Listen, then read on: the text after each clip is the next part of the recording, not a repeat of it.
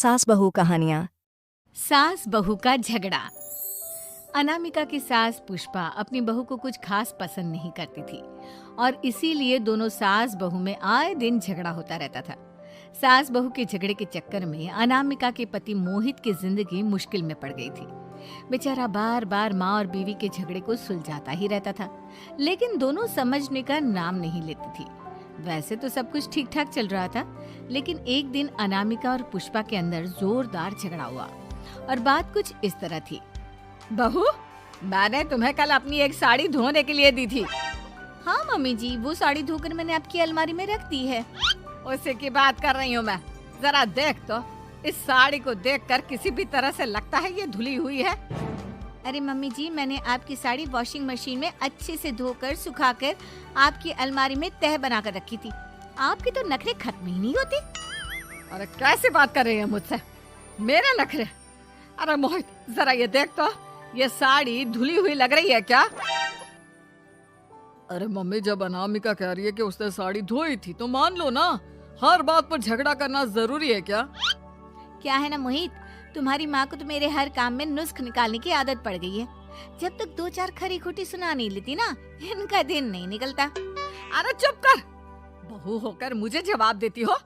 एक तो गंदे कपड़े उठाकर अलमारी में रख दिए, ऊपर से कैंची की तरह कचर कचर बोली जा रही हो। अरे मम्मी जी, आपको समझ में नहीं आता क्या? मैंने साड़ी धो कर रखी थी, धो कर रखी थी। तो फिर इतनी गंदी क्यों लग रही है? अब मुझे क्या पता मम्मी जी, आप इस पर इस तरह तेल और घी की चिकनाई के दाग लगाकर लाएंगी तो ये मेरी जिम्मेदारी थोड़ी ना है। अरे तो हाथ से धोना चाहिए था ना। मैं आपकी बहू हूँ, नौकरानी नहीं जो एक कपड़ा रगड़ रगड़ कर हाथ से धो दूंगी।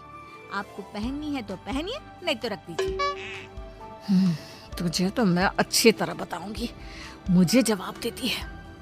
एक दिन सुबह के वक्त, अरे अनामिका, मेरी व्हाइट शर्ट कहाँ है? आज ऑफिस में बहुत बड़ा प्रेजेंटेशन है और मुझे वो व्हाइट शर्ट पहन कर जाना है। मुझे पता है, आपने मुझे 2 दिन पहले ही बता दिया था और आपकी शर्ट मैंने धोकर अच्छी तरह आयरन करके अलमारी में लगा दी है। जाइए वहाँ से ले लीजिए। अनामिका, ये तुमने क्या किया? ये देखो, शर्ट पर लिपस्टिक का दाग लगा हुआ है और ये तो एक जगह से जल भी गई है। नहीं नहीं मोहित, ऐसा नहीं हो सकता। मैंने तो तुम्हारी शर्ट ठीक से इस्त्री करके अलमारी में लगाई थी। तो फिर ये जल कैसे गई अपने आप? अलमारी में लटके लटके थोड़ी ना जल जाएगी। पर मोहित, मुझे अच्छी तरह याद है। देखो, अपनी गलती को छुपाने की कोशिश मत करो।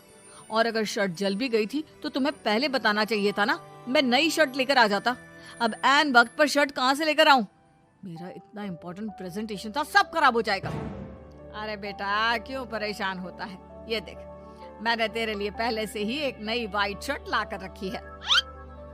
लेकिन मम्मी, आप मेरे लिए व्हाइट शर्ट क्यों लेकर आई? अरे मुझे पता था तेरा प्रेजेंटेशन होने वाला है और अपनी इस बहू पर तो मुझे बिल्कुल भी भरोसा नहीं। क्या पता मेरी साड़ी की तरह तेरी शर्ट भी गंदी करके रख देती। और देख, वही हुआ ना। बेटा, सारी टेंशन छोड़ और ये नई शर्ट पहन कर जा। थैंक यू मम्मी, आज तो आपने बचा लिया मुझे। कुछ दिनों के बाद, अरे अनामिका, जानती हो, ऑफिस में मेरा जो दोस्त है ना अमर, आज उसका बर्थडे है और उसे तुम्हारे हाथ का चॉकलेट केक बहुत पसंद है। थोड़ा सा बनाकर टिफिन में रख दो ना प्लीज। हाँ हाँ, क्यों नहीं, मैं बहुत अच्छा केक बनाकर आपके दोस्त के लिए रख दूंगी। तुम्हारे हाथ का खाना खाकर तो वैसे ही मेरे ऑफिस के सारे लोग इतनी तारीफ करते हैं, क्या बताऊं। आप प्लीज एक अच्छा सा केक और बना दो, मेरी तो ऑफिस में शान बढ़ जाएगी।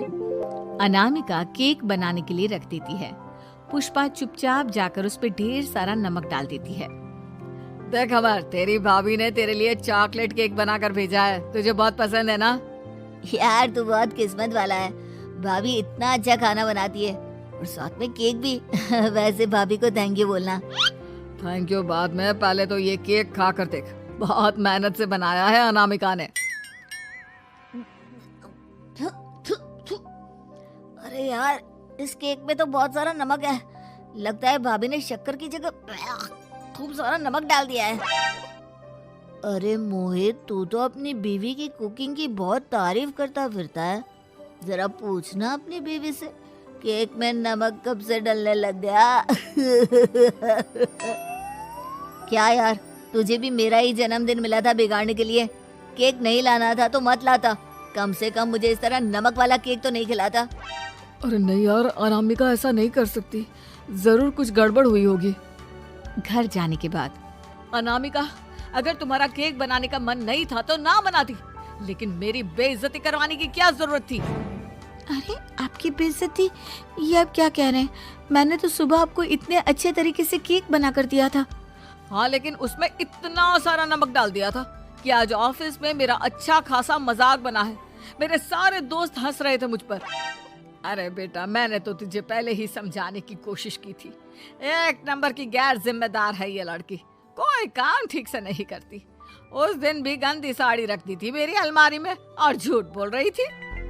कुछ दिनों के बाद अनामिका देखो, मैंने अपना लैपटॉप चार्जिंग पर लगाया है, उसे अच्छी तरह चार्ज होने देना। मेरी एक अर्जेंट मीटिंग है, प्लीज बीच में से हटाना मत।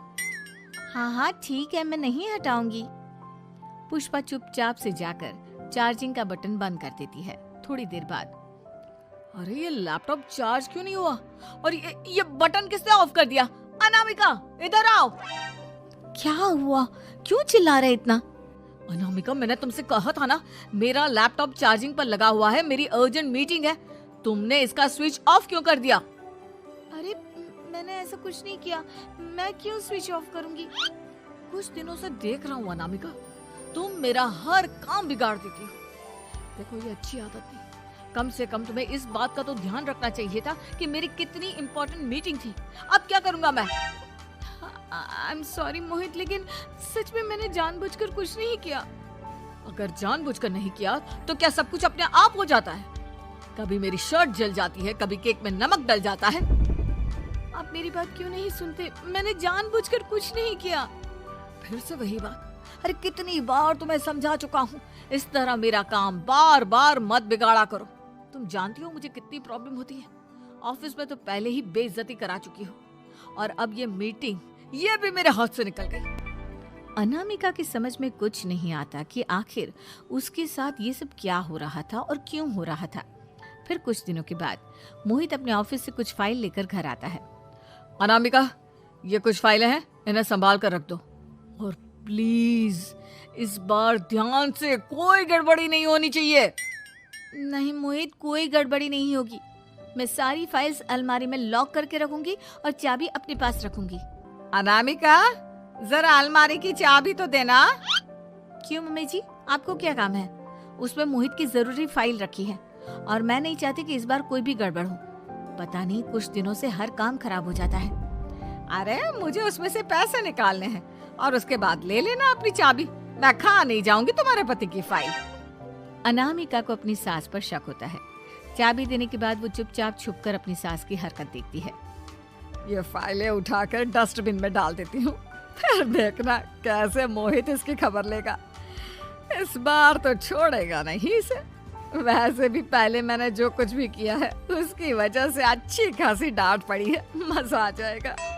अच्छा तो ये बात है, सारा काम मम्मी जी बिगाड़ देती हैं, वो भी इसलिए क्योंकि मेरा उनसे झगड़ा हो गया है।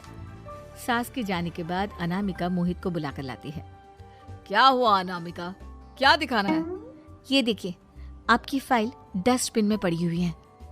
इसीलिए तो कहा था संभाल कर रखना, और तुमने उठाकर ये फाइल डस्टबिन में डाल दी। मैंने नहीं, तुम्हारी मम्मी ने डाली है, मुझसे बदला लेने के लिए, ताकि तुम मुझे डांटो।